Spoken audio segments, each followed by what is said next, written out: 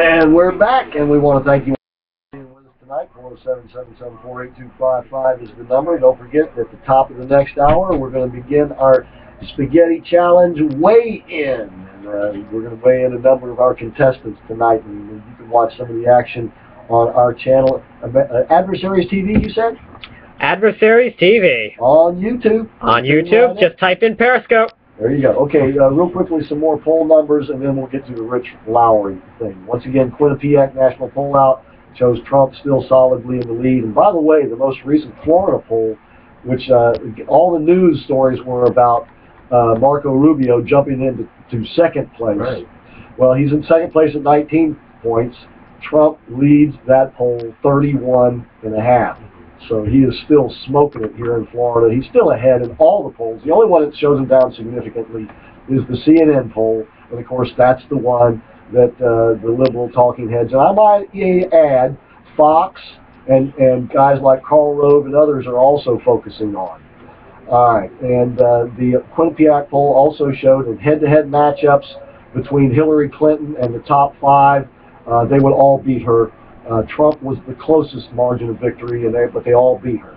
However, if you substitute Joe Biden for Hillary Clinton, he beats all the Republicans, with the exception of Ben Carson, who they tie.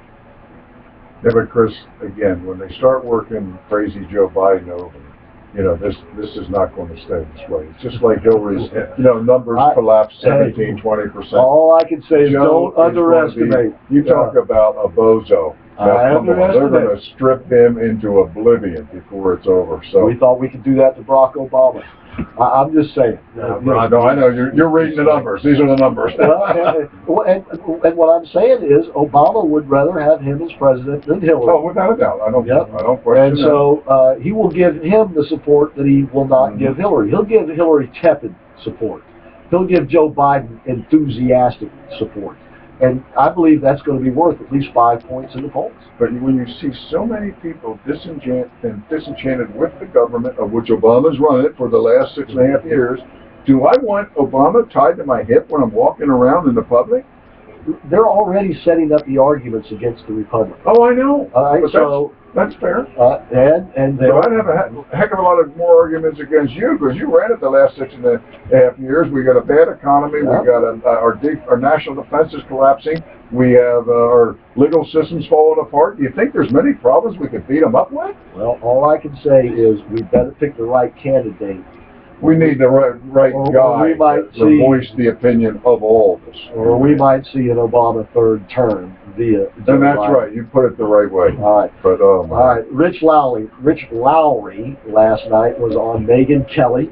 They were talking, of course, about Donald Trump. They can't get enough of him. And as much as they bad talk him, one of the reasons why they're doing that is because it gets some ratings. And Megyn was explaining why Donald Trump is a sexist. And he's a sexist not because of anything he said about her or to her. He's a sexist because of what he said about Carly Fiorina's face, and that she patters around, and after a few minutes it gives you a headache. Once again, Donald Trump was talking about her persona. He was not talking about how attractive she is or something like that.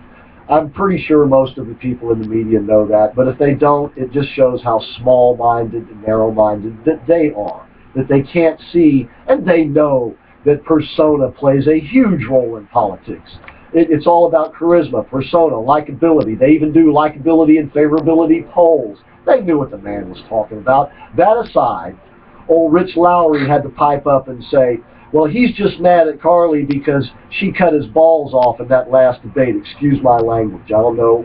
We're working with a delay now, so maybe Nick knocked that out. But this is all over the media. If you haven't, so bad. It could be worse. But and Donald Trump, responded with a bunch of tweets.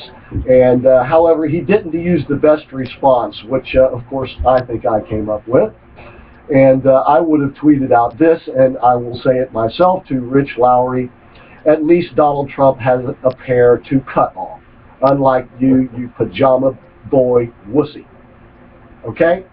You pajama boy wussy. They talk about what they don't like about Donald Trump. is that he's bringing the dialogue down. He's calling all these names, and this is a disgrace for politics. Well, what do you call that? Can any media, come on, every media person is taking the dialogue down. It just depends what issue they want to create. This is politics. I know. Anything goes. Yeah. Only when Republicans do it, it's not allowed. And see, and that's what we like about Donald Trump. He says, oh, by God, yes, it is allowed, and I'm going to do it whether you like it or not, you bunch of chumps and punks. Politics is disgraceful, and he says it is. Indeed.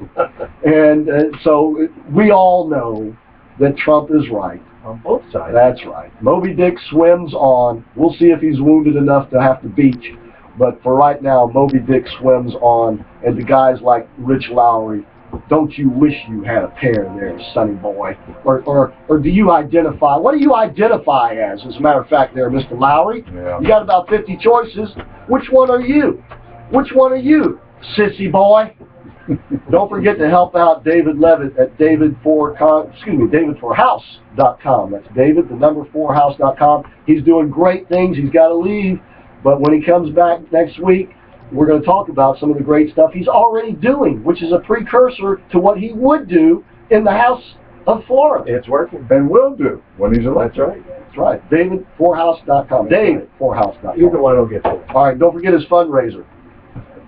That's coming up